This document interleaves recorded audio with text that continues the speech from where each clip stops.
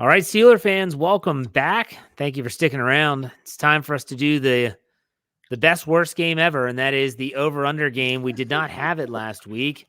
I'm looking back at my sheet for the Arizona game. Wow, that's awful. I got it. You got it. How did we do? One of us did better than half of them right. The other two each had one. Jeez. Jeff, you only got one right. Yeah, I know that. I only got one right. Brian got three. Brian closed the gap a little bit. Brian closed the gap. He took Brian took 3 unders and 2 overs, and every under he took hit. So Brian, that means he closed up a little bit. He's got 23. Jeff's got 26. I got 29. Oh, I'm still sucking. That's not too far off. A couple more weeks like that, Brian, you're going to be right behind me and ahead of Jeff. Yeah, very possible. It could happen. Okay, so we didn't have it against the New England game. It's probably a godsend. So let's now talk about the Colts game. Well, no, let's just say we did. We all were over. We'll just say that. Like the team. Yes. All right, so this time I'm going to go Pittsburgh Steelers rushing yards, team rushing yards. I'm going to go 140 and a half. 140 and a half. A lot of thought process here. What do you think, Brian? They don't have the passing game to take the onus off of those guys, so I'm going to go under. Okay. Dave, what do you think? Brian's going under with Steelers rushing for under that. The Colts are one of the worst rushing defenses in the league. I'm going over. I see both. I see Brian's point here. I do. If they can't throw it, are they going to stack the box? But it's team, so I think that, old Mitch might get some scrambles in there and add a couple yards that way. Maybe they do a little end around a CA3. I'm going to go over. I'm going to take the over. Over the last 5 games, the Steelers are averaging 148.4 yards. So that was a pretty good line to put there. Nice line, yeah. You're welcome. Anyways, let's go with Mitchell Trubisky total yards. So this is total, not just passing, total yards. 205 rushing. Yeah, wow. 205 and a half. Brian, what do you think? I could also, if I'm a complete pessimist, I'm going to go under, but I really see that being over because Mitch does sling the pill around. He's gonna sling it in the wrong direction too, but I could see him being 107. My gosh, even if he had 195 yards, that's and 20 yards rushing, he's over that. Yeah, definitely. Let's go over. Okay, Dave. Believe it or not, I'm actually going to go under because I would hope that he doesn't even have to, or he's just not able to. Good Lord, that's depressing. I'm going to go over. Stay positive, Jeff. Just stay positive. Okay, let's go to the next one. Pat Freiermuth receiving yards. I've got it at 45 and a half. Brian, thoughts? He should go over, but every time I think he should do something, he doesn't. Go in under. Okay, Dave? Yeah, I thought they were finding it with him, and it kind of regressed. I'm going to go under as well. Merrill Hodge calls out the tight ends. He says they look like a bunch of turtles humping each other or something like that. I don't know. Whenever they're blocking, he says it looks like 2 turtles. Why? Gosh, what kind of porn is Merrill Hodge watching? I did not get the analogy. They heard turtles humping. Like, what are you talking about? You can say they suck at blocking. I don't know why the analogy got thrown in there. I think Muth might be a little fired up. I think he might have a little incentive. I'm going to show them not what turtles humping look like, but I'm going to show them what a tight end can do. Taking the over. Muth. I already wrote it down. I assume that's what you're doing. Okay, defensive takeaways. Talked about that in the first half. Key to victory. 1.5. Brian, over under. I can honestly say that they should go over in this situation. As much as Minshew likes to slip, he is also like Mitch. He's he's going to make a mistake or two. And so there's fumble opportunities here. I have no problem saying over on this. 2 is definitely doable. They did it last week. They had 2 last week? Or no, Indy did? No, I'm sorry. Pittsburgh. Didn't Pittsburgh get an They had the interception? Michael Walker interception, but they didn't have it? another one, did they? Well, because the block punt isn't a turnover. Okay. Oh. Okay, so no. But it acts like one. But it doesn't count statistically. So we got to make sure we throw that in. So, Brian, Okay, you still saying over? I'm still saying over. Okay, I just wanted to clarify. That's all. I don't care which one you go. Dave, what about you? I'm going to go over on this one as well, just because I would not be shocked if this game has more turnovers than what we've seen in the Steelers game for a while, just roundabout. I mean, for both sides. The key is keeping the margin down. Or Welcome coming to out on the advantage. Welcome to the overs club. I'm taking the over. Oh, of course. I think the Steelers get at least 2. And then lastly, Steelers sacking Minshew Mania, whoever's back there, 1.5. I haven't gotten to the quarterback at a great clip recently. Nonetheless, Brian, what do you think? I'm going to go over.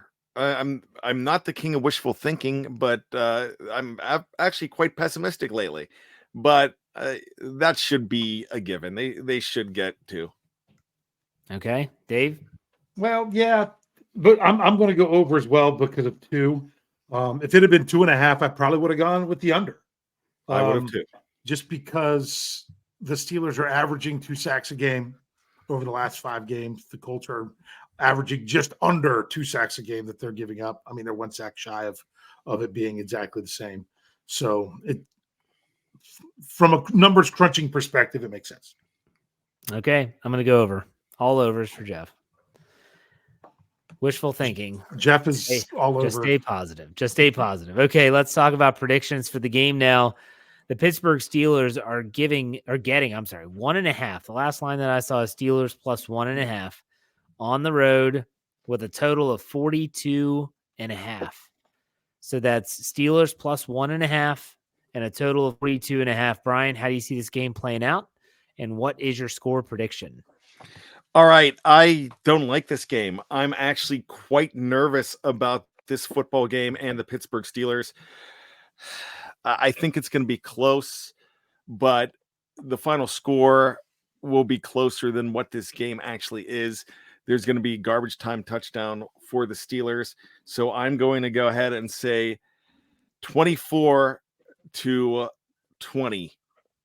in favor of the Indianapolis Colts. Oh. So, and that would give you the over. Barf. Yeah, I'm not happy about it. Okay. Dave, what about you? Okay, well, let's see here. Man, 42 points in the first half. That just is blowing my mind right now. There are so many things that I could see as to why the Steelers would bounce back in this game. There are so many. Jeff mentioned something about Coach Tomlin calling out the defense. Do you know why he calls out the defense? Not because the expectation's higher for them. It's because you have more veteran players there that will respond to being called out. I have a feeling if the offense get calls out, they would huddle up in a corner and cry themselves to sleep. It's just who they are right now. They don't have the leadership, so therefore calling out the defense. And honestly, 18 points should have been enough to beat the Patriots last week. But you could look at the extra time. I look back at that Patriots game, like, man, there were some red flags that we really should have seen. Trubisky's coming in to start with 1 practice on the short week. Not only that, they're preparing for a new quarterback and everything on a short week with an offensive coordinator and play caller that was going to be their 3rd game.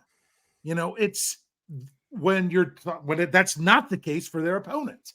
There was a lot of things that could have been a big red flag for the Steelers, but it just seemed like the Patriots were sucky enough and the Steelers weren't that they would still win the game. We were wrong. But I could see the defense completely turning it around, shutting this down. I could see the offense not killing them, getting it done, not being anything flashy, but not being where we think they're completely inept. I could absolutely see that, especially now that the Steelers' back is up against the wall. But 2 is a pattern. And I'm not letting them fool me again. They've got to prove to me that they're going to win before I actually believe and predict they're going to win. Although I could see it easily happen. I easily see the way it could happen. I just don't. I'm not ready to do that again. I've got 23-16 Colts because once again, I don't see the Steelers scoring enough points. All right, it's time for the real fan to give his prediction now on the Steelers preview. I kept on thinking about the Who song, "We Won't Get Fooled Again," when Dave was like, "You're not going to fool me." Okay, so it's not that I can't win this game, and it's not that I can't. I mean, I can see that pathway. It's just that path is narrow, and you have to assume. I mean, if the defense gives the Colts a lead early again, like they did with the Patriots, do you really think? I mean, people want to rail on Kenny Pickett a bunch, but you know what Kenny Pickett does? He wins football games. Mitch Trubisky, not so much. Okay, there's just so much more faith that the Steelers could stay in it. Right now, I just don't have that faith until they can show me, hey, this is really who we are, not these last 2 weeks. Sorry. That's okay. So I was actually expecting a really low scoring game here. And when I did the behind enemy line segment after we recorded, I was talking with the guys from the Colts coverage, and they said they asked me what my prediction was. And I told them kind of what I was thinking. It wasn't anything final. They said, well, just so you know, Shane Steichen's offense has only been held under 20 points 2 times this season. They said they put up points. And I was like, that's interesting. That's really last week. Huh? One was last week against one of the worst defenses in the league. So then the other one was when they went to Germany. Yeah. So that was the only 2 times they've been held. Like they put up 38 points, I think, against Cleveland. So like they can put up some points against some decent defenses. I think the Steelers, there are teams that just have your number. And I think the Steelers seem to always have the Colts number. It just, I don't know what it is. It's weird. Lucas Oil Field doesn't really, ever since they stopped pumping in music and stuff to make it more difficult to play, and back when Tony Dungy was there, I see the Steelers winning this by the skin of their teeth. I've got Steelers 21, Colts 20. Just in the under, really close. 21-20. Colts get Mitch slapped. How about that? Oh, I love it. So I think it's going to be interesting. I could see there's some people with some really dire predictions in the live chat. I could see everything. This team is so difficult to predict. So difficult to predict. Hey, but Pez didn't pick them this week, so no kiss of death. So I'm hopeful there. And so we'll see if that comes to fruition. But there you go. So you guys are picking the Colts. I've got the Steelers. Let's see who comes out. I can't wait to be wrong. I can't wait. Can't wait to be right. There you go. All right. Let's go to trivia. Brian, what do you got? All right. So there has been a lot of scuttlebutt. There's been a lot of Mike Tomlin hating this week. And so with that comes, somebody comes up with the idea, well, the Washington Commanders need a quarterback, and Mike Tomlin is from Washington area, from Virginia, so that'd be Newport perfect. News. Yeah. They're really not all that close. It's just the closest one. I get Landover and Newport News. Now you're talking about Jay Glazer. That's what Jay Glazer said. Yeah. And they don't need a quarterback. They need a coach. You think they need a coach, right? But Virginia is a big state. Yeah. Okay. Sorry. Everybody's going to jump on that. And now it's like, I hear Tomlin's going to get traded. I'm like, first of all, trades in the NFL don't happen very often. How many trades do you feel have happened since 1970? You mean trading coaches? Trading coaches. Well, were you counting you're counting an example, Sean Payton going to Denver and then the Denver having to send the draft capital that's to a trade. That's a trade, right? That is considered a trade. Okay, so that's that. There's that one. There was the Tampa Bay with Gruden. It's 2. I still don't think this has happened often, so I'm gonna say 4. Dave. I'll go 5. It's actually 8. Okay. And it's funny because 7 of those guys were Super Bowl winning coaches involved in those trades. The one that wasn't was the only one that had a losing record before he was traded and a losing record after he was traded. Everybody else had winning records on both sides of the equation. And I'm going to count Sean Payton because right now he's at 7-6. So, with that being said, who was the only coach that did not win a Super Bowl that was traded? You mean never won one even after he was traded? Or Never won a Super Bowl. Okay. As a head coach. I was going to say Tony Dungy hadn't at the time, but did eventually. Okay. But Tony Dungy was never He traded. wasn't traded. Oh, that's right. He was fired. Yeah. I couldn't even name you the other 6 coaches. No, I couldn't either. Well, that's a part of this trivia as well. So the coach that never had a winning season beforehand was Herm Edwards.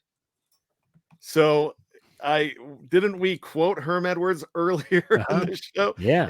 In 2006, the Jets traded Herm Edwards to the Chiefs. And before that trade, Herm was 39-41. And after that trade, 15-33. So that didn't work out.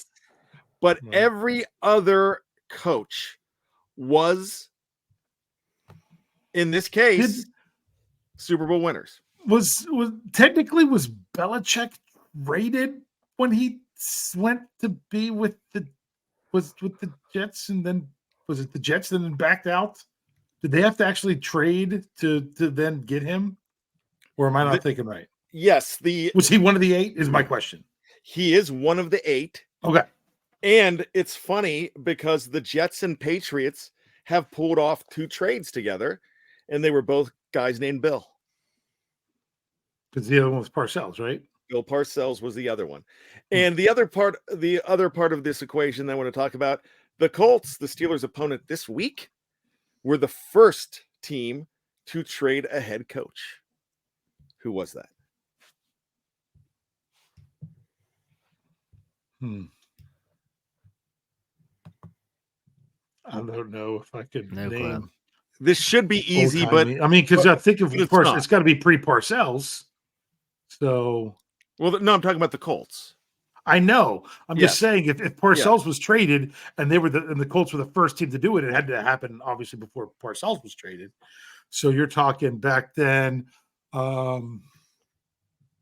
don't know. Well, since we're talking playoffs, we can say Jim Mora. We'll just throw that out there. Don Shula. I almost said Shula. Yes. So real quick, Don Shula from the Colts to the Dolphins, Bill Parcells in 1997 from the Patriots to the Jets, from the Packers to the Seahawks 1999, Mike Holmgren, Bill Belichick from the Jets to the Patriots in 2000.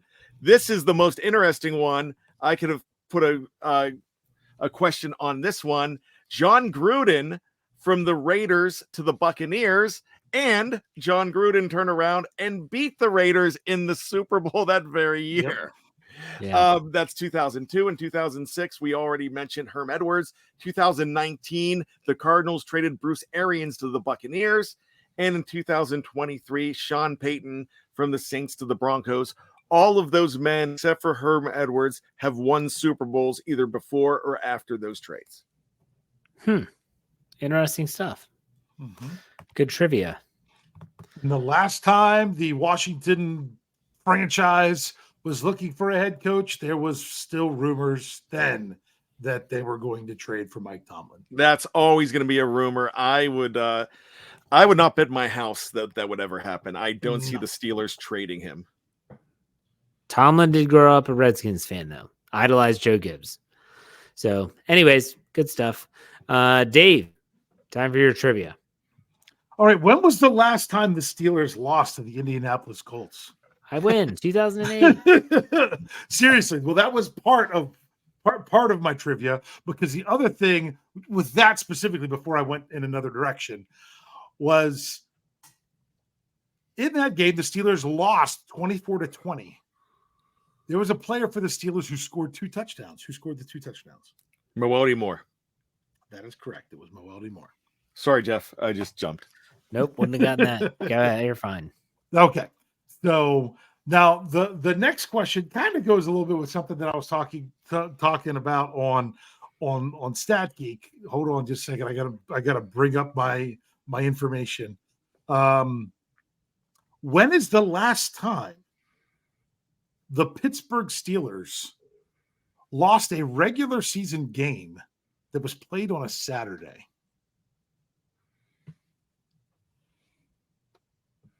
We're talking regular season game. Regular season, not postseason. They lost. Regular season game played on a Saturday that they lost. And you said this in Stat Geek, didn't you? I didn't say it in Stat Geek. I did. I remember you talking about it. I just can't remember. Under Tomlin and how they had lost on a Saturday in the regular season under Tomlin. So there's a hint. For 2007. Well, I'll tell you this. I remember them playing in 2004, Ben's rookie year, but they won against the New York Giants. So that's correct. They won 33-30. I think it's before then. Mm-hmm. You would be correct. Wow, this is tough.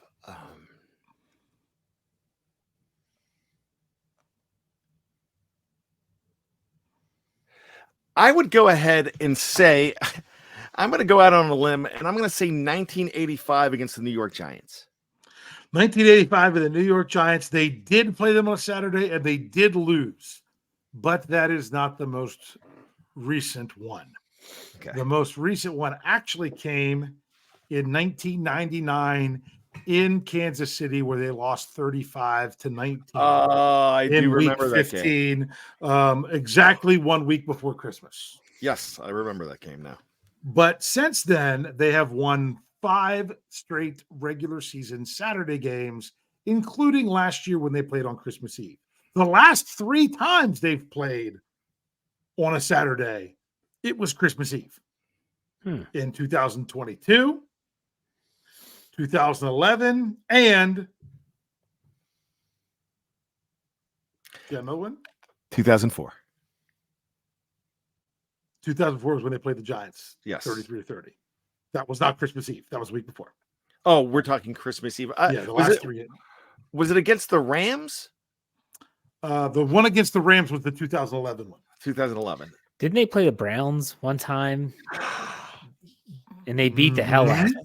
Yes, they did. That was in 2005, 41-0 on Christmas Eve. Hold on a second, boys. That was a day game, and I remember the headline on Christmas morning when the newspaper came out in Wheeling, West Virginia. It said "Seasons Beatings," and it was just a great headline. Good. Is that the game from that game? This is that game because Debo is body slamming a fan. Oh yeah, that was 41-0, I think. 40. Yep, that's what it said. 41-0. I remember that only because of the Seasons Beatings headline the next day, because it was on Christmas Eve, and that was the Christmas morning. The Wheeling Intelligencer. That was the headline. Seasons Beatings. It was great Christmas. Smart headline from the Intelligencer. You got it. But yeah, absolutely. since 1995, the Steelers are 7-1 on regular season Saturday games. There you go. But Jeff, you're right, because it's just something about the Colts. Because I remember the Steelers playing the Colts.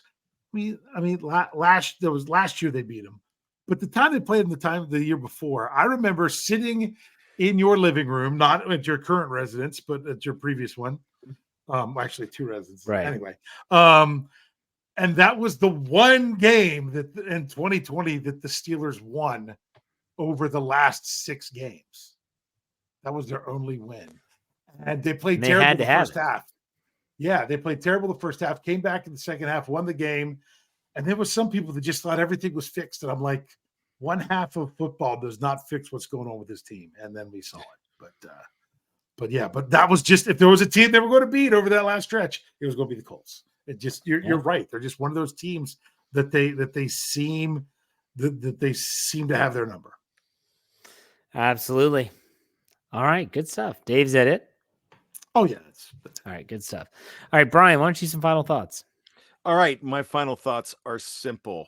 This time of year, a Saturday game for the Pittsburgh Steelers, like Dave just said, it's rare. It does not happen a lot, but it really shows that this is a great honor to be moved to this game, because both, if you look at it right now, if the season had ended before today, the Steelers are the number 6 seed, the Colts are the number 7 seed. And a lot of people expect that to change. And if you are quite pessimistic, then you're going to go ahead and you'll feel the same thing. But just because I'm picking against the Steelers does not mean that I don't believe that they can turn this thing around and in time to get Kenny Pickett back.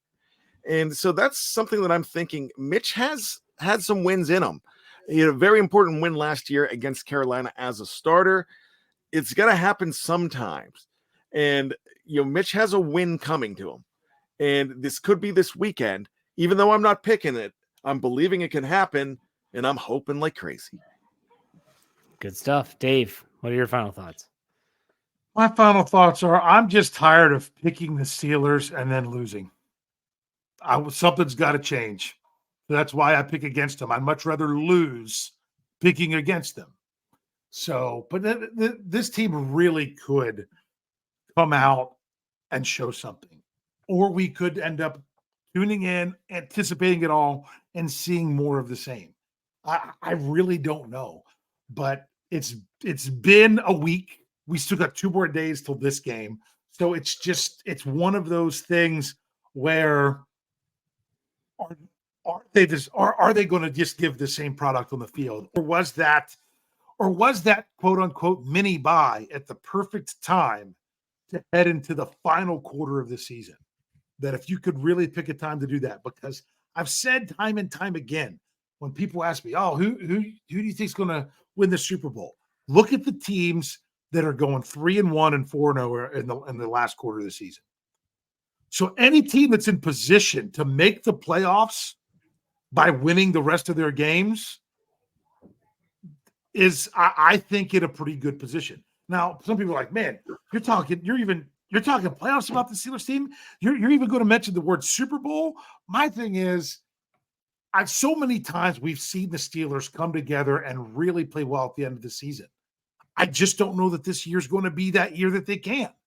But if they can pull out a win this week and then say, oh, then you just got to worry about winning the next one in your final home game. Then maybe you get your quarterback back. Then maybe you start to even feel even a little bit better. But none of that can happen without going into Indianapolis and giving maximum effort. Got to play hard when you go in there and finding a way to win that game, no matter what. Who cares if you gain more yards? Win the friggin' game. So I'm not, like, my final thoughts. You can listen to Let's Ride on Friday, but still, I want to say this. If you haven't listened to our Steel City Insider, which is Jim Wexel, it's only on our audio side. You're not going to see anything on YouTube or anything like that. It's every Wednesday at noon. When he quotes that the Steelers are having good practices, that typically equates in a good performance. And this week, he already said they're coming off back-to-back really good practices. I was like, I heard that, Jim, and I have a little bit of an optimistic feeling about the preparation this week. So we'll see. Take that for what it's worth. All right. Good show, gentlemen. As always, we'll be back next week to preview another Saturday game, this one against the Cincinnati Bengals. Let's hope for the best. We'll be back, all 3 of us, right, on the post-game show. I know I'll be there. Dave, yep. Brian, you're going to be there? Yeah, absolutely. All right. So make sure you check us out on Saturday after the game. In the meantime, Dave, send us out like you always do. Hey. We'll see you next week for another Steelers preview.